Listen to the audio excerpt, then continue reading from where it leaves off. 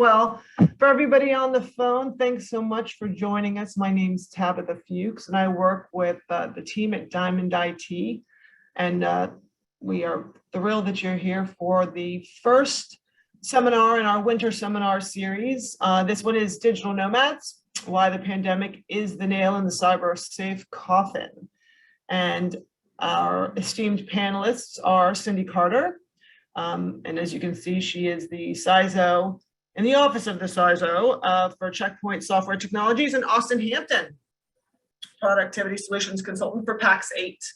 And without further ado, we can talk later about the details of everyone, but I'm going to turn it over to Cindy and Austin to kind of get this show on the road.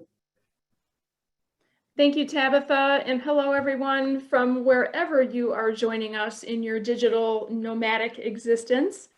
And thank you for the introduction, Tabitha, as well.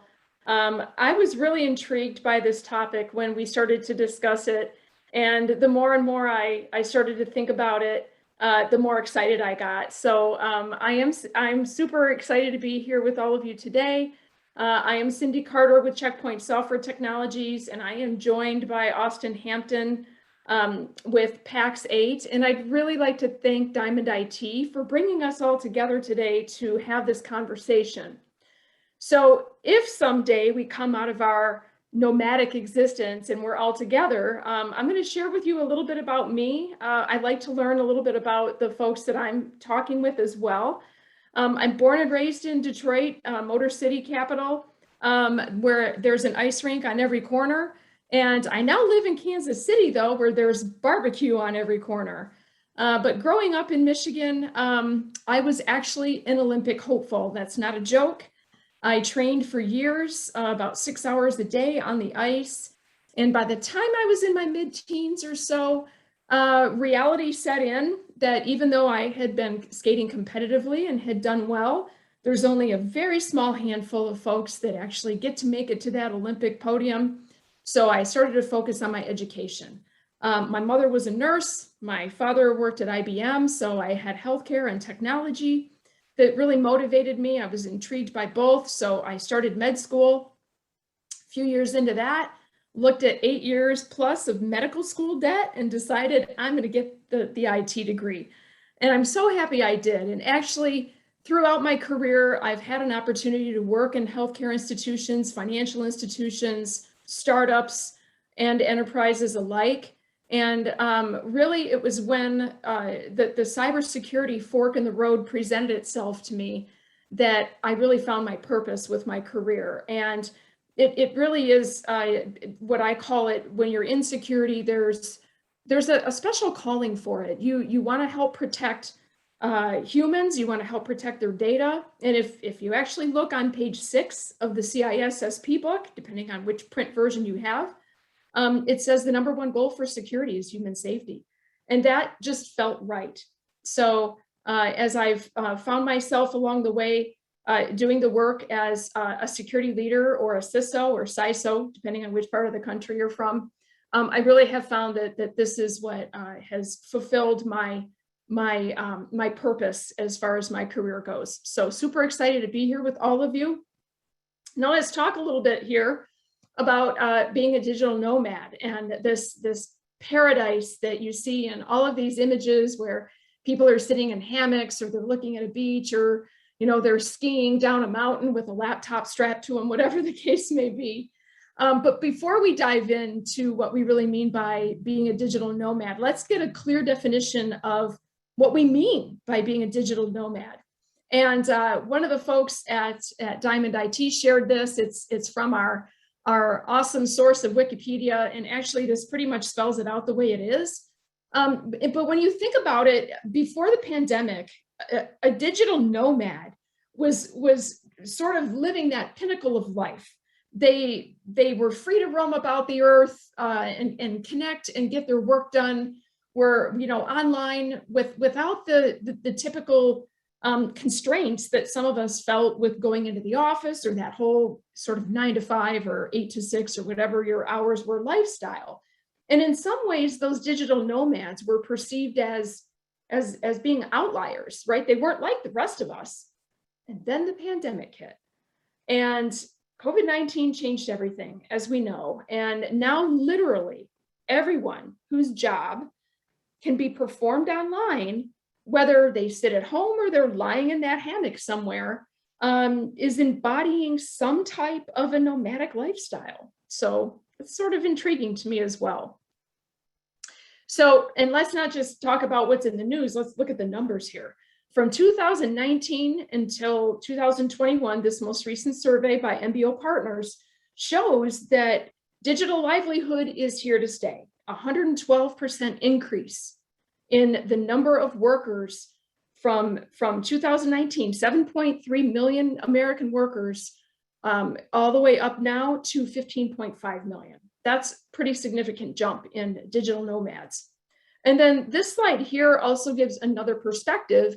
And what this means by traditional employees are those that are employed by a company, a corporation, a traditional full-time employee, whereas the independent employees are more contractors, self-employed, perhaps even doing virtual roles before even virtual roles became a thing. But when you can see this, the trajectory is the same. They're both increasing at an exponential pace. Of course, the traditional employees, when all of us had to leave our offices and then begin working remotely, that had that sharper increase right there in 2020.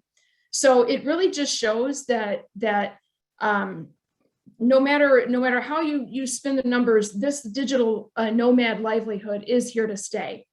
And one more thing here that I like to add as well, because there's always some goodness here with Gartner results that we like to show with some good numbers and getting some aspects here around how cybersecurity priorities are changing. But on the left-hand side during a customer poll, look at where those top 3 priorities are and really focus on those top 2, even securing the remote workforce and enabling endpoint and remote security, both of them. Top 3 priorities for 2021. Not in 2020, those priorities were different and they had to shift. So Gartner actually did a survey on what were some of the top 10 projects between 2020 and 2021. And there you have it again, project area number 1 right there, securing your remote workforce. So, you know, we have to make sure that we give a shout out actually to all the folks, whether you're in security or IT or anywhere else across the organization, for the effort, the significant amount of effort that went into enabling businesses to continue to run in 2020 and beyond with this entire remote connectivity landscape changing on us every minute of every day. But that also leads to some of the perils that we'll talk about as far as that proverbial nail in the coffin goes. But this slide here really does help to highlight some of the complexities in the environment. Whether again, you're that employee that's connecting from somewhere, or whether you're on the security or the IT team or the CISO trying to build a strategy around, okay, where are we going to focus our efforts? Do we have enough people to do this? So this slide really highlights those complexities that go into enabling your employees to have secure access from any location, from any device, and really anywhere. But the one thing that I also like to keep in mind here is relevance to context. Context matters so much when it's the location that you're accessing from and the access that where you're getting that access as well. There's so many points that can be made about deploying endless cyber protection across devices, across networks, your access points, the applications themselves.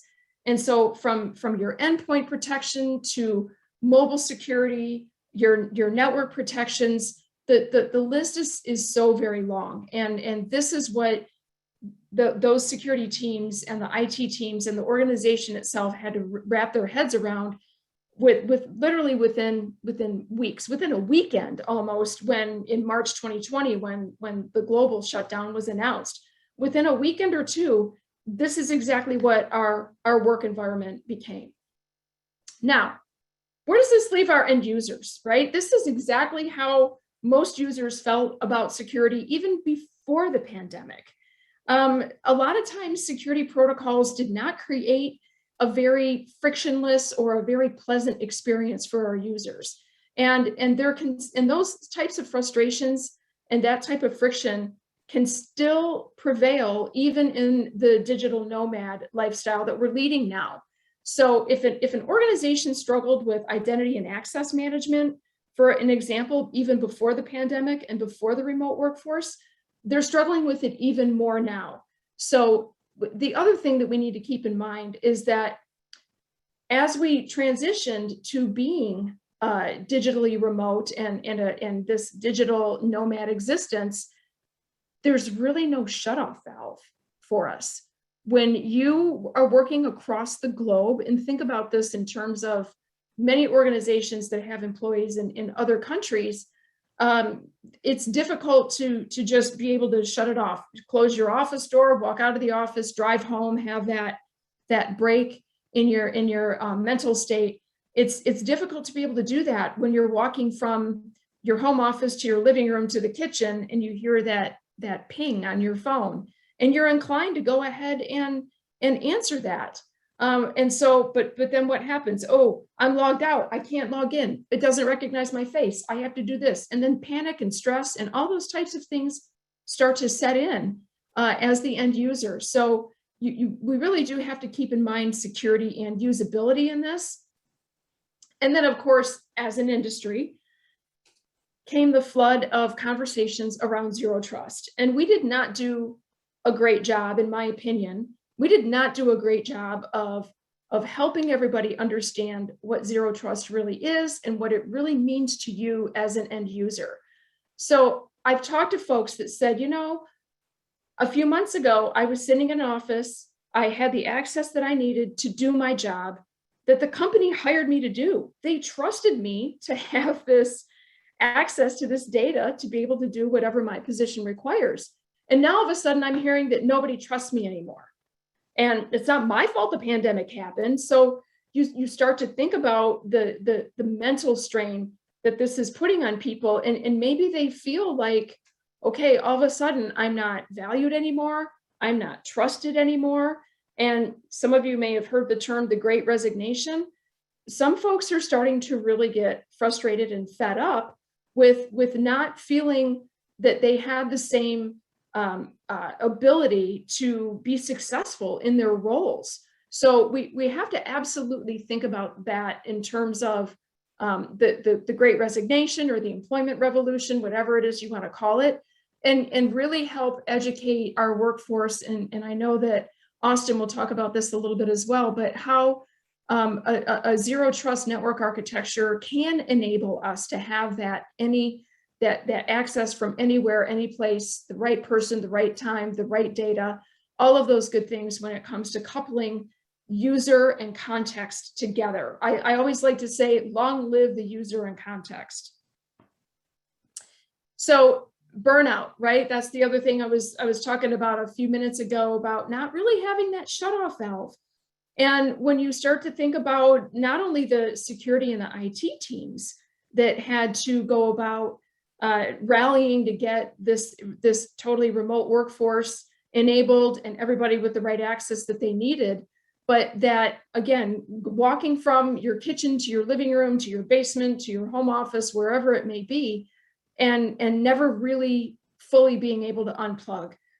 That's that 7/24, 365 aspect of the workday, in addition to the barking dog, the cat on the computer, having kids at home, and some folks that don't do well socially if they're isolated.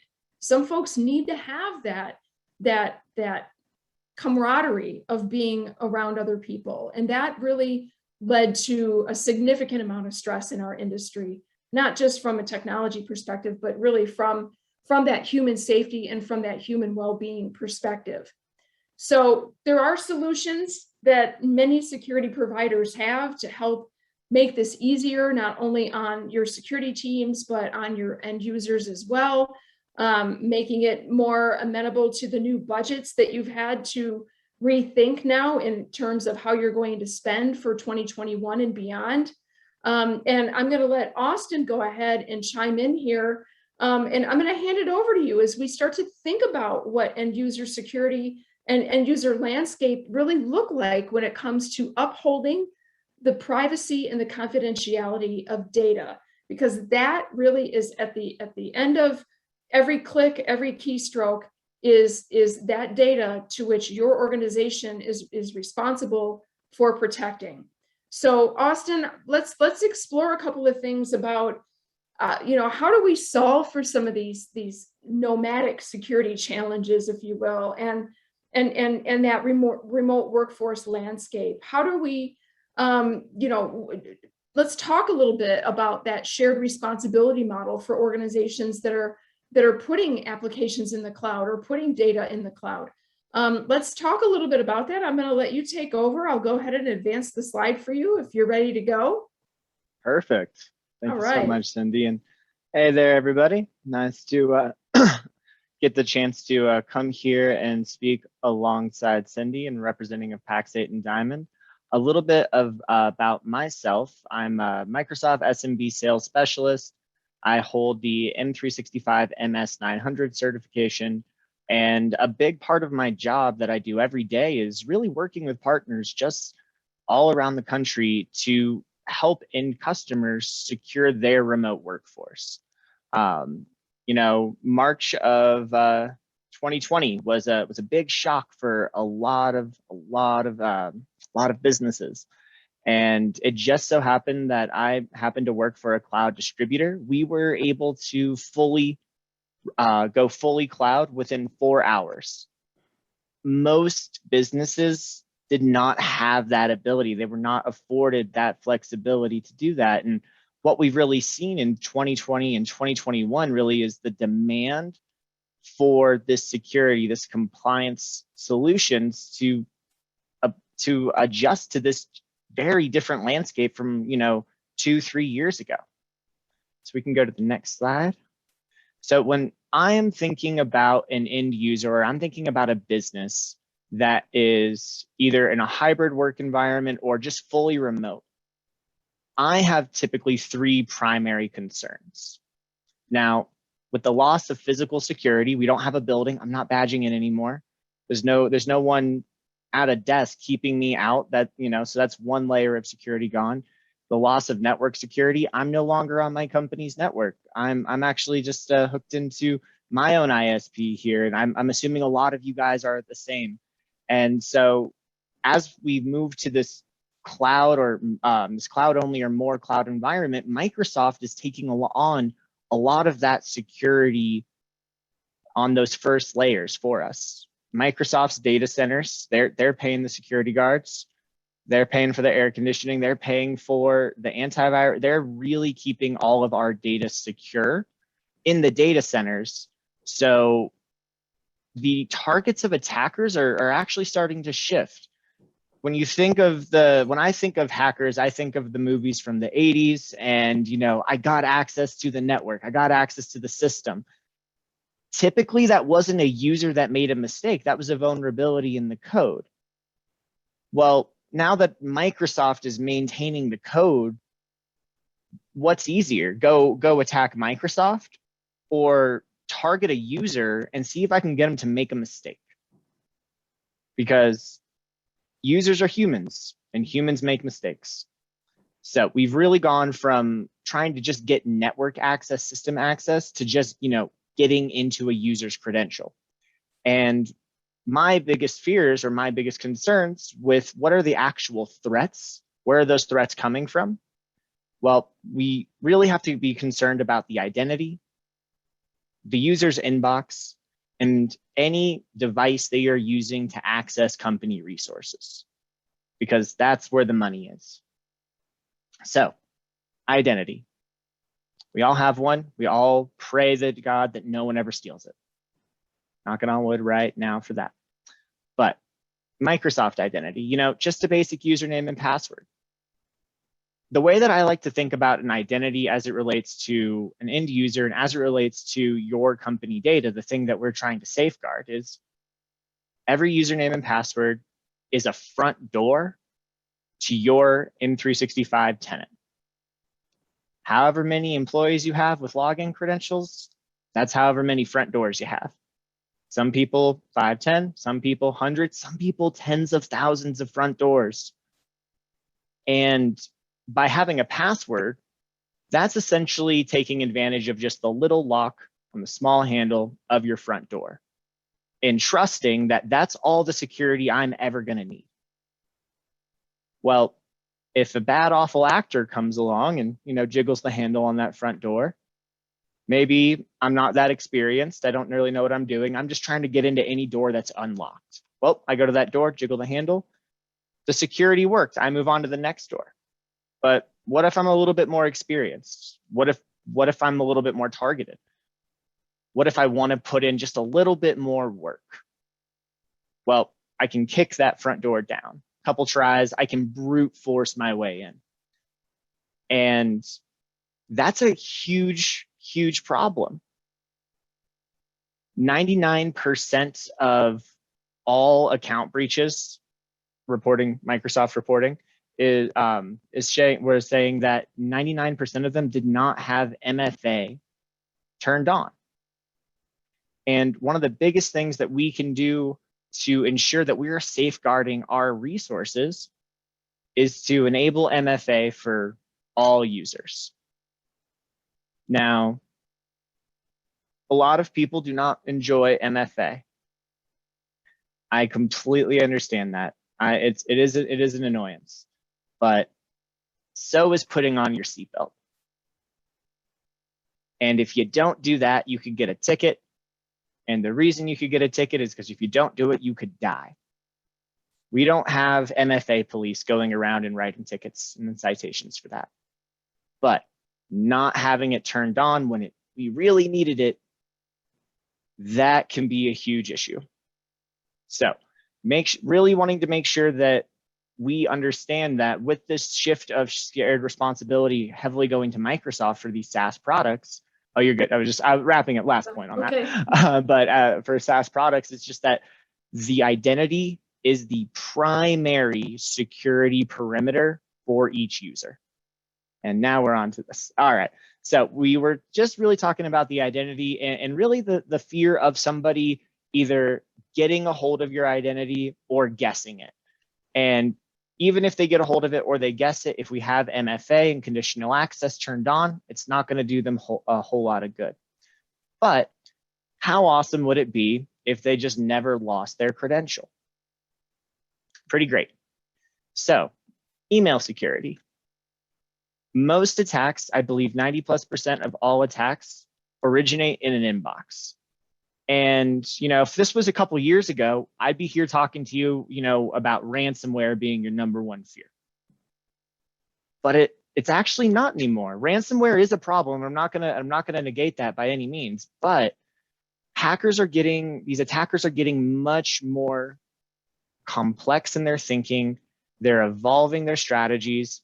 And typically, rather than sending out a general ransomware attack and hoping to corrupt your system and encrypt, get the key, get my $100,000 payment, how much better would it be for me if I blasted out these couple 100,000 emails that I bought on the black market and I just craft an email that looks very similar to Microsoft, and there's some kind of call to action like, hey, we haven't noticed you log in the last 30 days. Log in or your data will be deleted. I don't need that to be a highly successful campaign. I need it to be in the tenths of a percent of success, hundredths of a percent of success. But if I can just get one out of those few 100,000 people to click that link, takes them to a login page. It looks like Microsoft, but there was just a keylogger in there. Now the credentials are leaked. That's one of the reasons why we really want MFA. But if we also took advantage of an email layer of email security that was scanning those emails as they come into the inbox, any link, any attachment, detonating in a sandbox, watching to see what happens when it's detonated, and then running that against a known database of all known attacks and seeing if anything matches behaviorally. If it does, The security policy dictates what happens next. You may decide to quarantine it. You may decide to just pop up a warning. I highly recommend a quarantine. But having some security solution can really even head off that attacker before the end user gets the ability to click. Now, another part of this on the other side of the inbox is the outbound. Now, with outbound, we're really just concerned about making sure the data we want to protect gets to where we want it to go and is used as we intended it. It's not intercepted and it's not abused. And so with Microsoft, we have a solution that gives you the ability to encrypt that data in its while it's traveling and put classification labels on it that allow you to limit how other users interact with that data once it leaves the inbox. And then now we can go on to devices. So far we've covered identity, how that's the front door, and we really want to lock our front doors. And we've got the inbox, which is where the attackers are trying to get in. We want to secure the inbox, and we want to make sure we have the ability to secure everything leaving the inbox. So my last primary concern is just the devices. With people working from home, working anywhere, really, because it's not even work from home anymore, it's really work from anywhere. People working from anywhere, they could be accessing their email, their Teams, their OneDrive, SharePoint, company applications, just so many different locations on so many different devices. And if I was an IT service provider, it'd probably make my head spin. How do I even go about trying to manage this, let alone just detect them? And so that's where we have the ability to use a mobile device or a mobile application management tool. With mobile device management, we have the ability to enroll any company-owned device in the mobile device management with Microsoft Intune and have full control, full access to every piece of data on that device, the hard drive, remote wipe, restored, geolocate, push out security policies, push out updates to the OS. Really, whatever we want to do as IT service professionals with that device, we have the complete control to do it. And then we have mobile application protection, which is going to really focus on the personal devices. Now, the way that I like to think about this is I have an iPhone XR.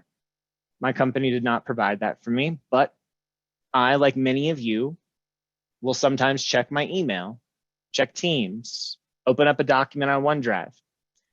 And the only way that I have the ability to do that, while my company feeling good about it, is by enrolling me as a user into mobile application protection with Intune, which allows you to enforce security policies on just sole applications that those end users are using. So the number one thing I like to think about here is making sure that the devices have an up-to-date operating system or they're not jailbroken. Because if we can't guarantee that those operating systems are compliant, then we can't have any type of liability into what happens on that device. We have no idea what's on it, who's on it, any kind of spyware. If they can get Jeff Bezos, they can get anybody. And with mobile application protection, we can, and mobile device management, we can, just enforce, must be on an up-to-date operating system. If not, just do not authenticate. That's where conditional access and Intune's mobile device management, mobile application management really start to work hand in hand, where we have these conditions that we want to enforce to either authenticate or block authentication. It's really as simple as that. And so with these mobile devices, we can set these security policies in place to make sure the operating system is up to date. If they're accessing any company resources, we're going to need a 4-digit PIN, or we're going to need a biometric to really just verify again that you are who you say you are. And then at the drop of a hat, I have the ability to detonate that user's access through mobile application mobile application management if they were to lose the device, and they don't have to worry about us touching any of their personal data. Whew. All right, devices. So I've been alluding to the solution here throughout framing the problems here around identity, email security, and device management. And these are the individual SKUs that really come to save the day.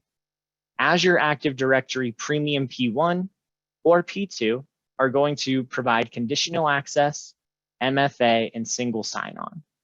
Again, really securing that identity, making sure we can trust someone is who they say they are, and tying it into that zero trust methodology. We really want to make sure we are assuming breach, assuming compromise, and verifying everything that we can. And conditional access MFA is the way to do that. As Cindy mentioned, one of the downsides of that is I was trusted, but now you're telling me no one trusts me anymore. Why do I have to do this every single time? Well, with the P2 license on Azure AD, we get privileged identity management, as well as just-in-time access and the ability, just-in-time access and the ability to utilize dynamic group policies. So between those three solutions, we can actually automate some of that trust with trusted IP addresses, trusted locations, trusted devices, tokens. Just the attributes of the person in the role. We can automate some of that trust back in. Microsoft is just going to make us go to that P2 license for it. On the email security side of things, on things leaving the inbox, we have Azure Information Protection, which is going to give you that encryption layer, the ability to send emails in encrypted format, as well as create data classification labels that can be applied to documents either manually, P1, or automatically, P2, to limit how others can interact with those documents once they've left the organization, really just ensuring we have a strong information protection and data governance policies in place there. On the inbound email side of things, we have Defender for Office 365 Plan 1. It's going to provide you your safe links, safe attachments, 0-day clicks, and a 0-day auto purge feature just to make sure we can pull anything out that we need to. And then on the P2 side of things, you're going to get an automated investigation response technology built into that, as well as the attack phishing simulator. So you can really just have some fun with your end customers and see if they're going to click those links, because it's better that they click the fake link that you sent them than the real link that messes things up. And then lastly, with the mobile device management, we have Intune. Again, it's a spectrum of mobile device management where we can fully enroll the device, take full control, wipe, restore, push out all the policies we want, or mobile application management, which is really going to be down to just the individual applications running on the device. And just to wrap it up with the bundles that actually do the work of mixing and matching all of these features and solutions for you, and just an idea of where in the user segment these licenses are going to be best suited for you. So Microsoft 365 Business Premium, this is going to be best suited for organizations with 300 users or less. It provides the full security offering that we have discussed today, just the P1 versions of those SKUs that I'd mentioned in that previous slide. Microsoft 365 E3 is going to be great for 300 or more users. One thing to call out here is it does not contain the Defender for Office 365 email security. It provides everything else we've talked about, just not that SKU. It would be a separate add-on there. And then lastly, we have the Microsoft 365 E5 license, where this is going to be less about customer base and more about user segmentation here. And I think that the C-staffs, VPs, directors are the ones where this license is best suited for, provides the full security offerings, email endpoint, as well as business intelligence and full video and full voice enablement. And I really like these SKUs because if we use them, we can set the policies in place to safeguard against all of those security vectors, all of those threats that we just talked about. All right, think that brings us to our conclusion, Austin. It does.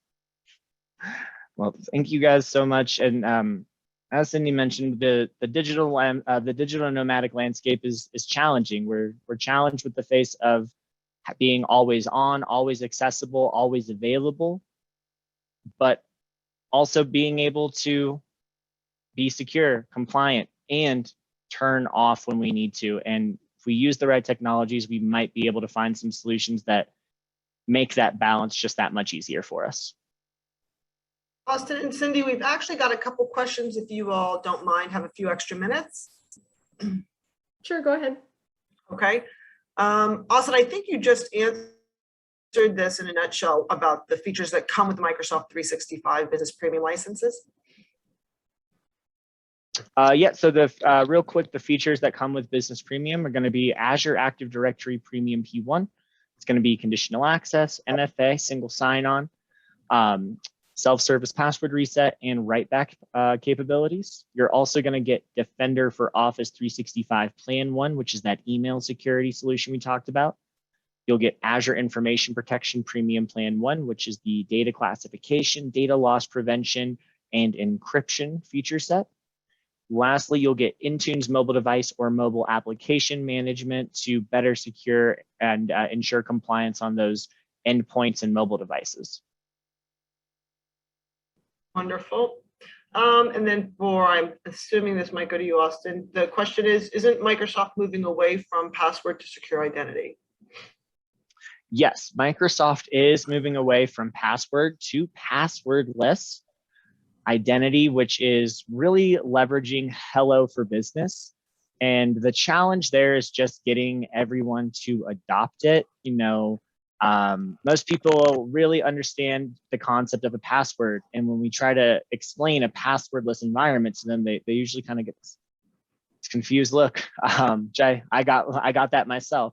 So leveraging, the technology of Windows Hello and the B2B and B2C authentication technologies that allow for Azure AD to essentially act as the #1 source of authentication, and then just leveraging the device's Windows Hello for Business of, either something I know plus something I have or I am, and getting to that fully passwordless environment.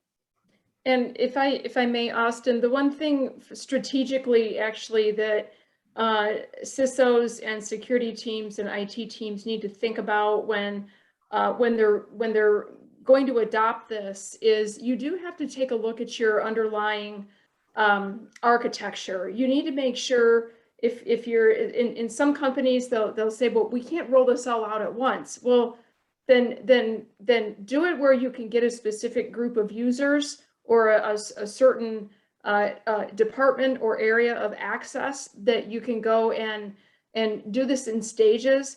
But absolutely the key to getting adoption to something like this, because that is a change in the technology, and it's also going to be a change in the behavior of how people do gain their access. So much more than just the Microsoft solution that goes into this, right?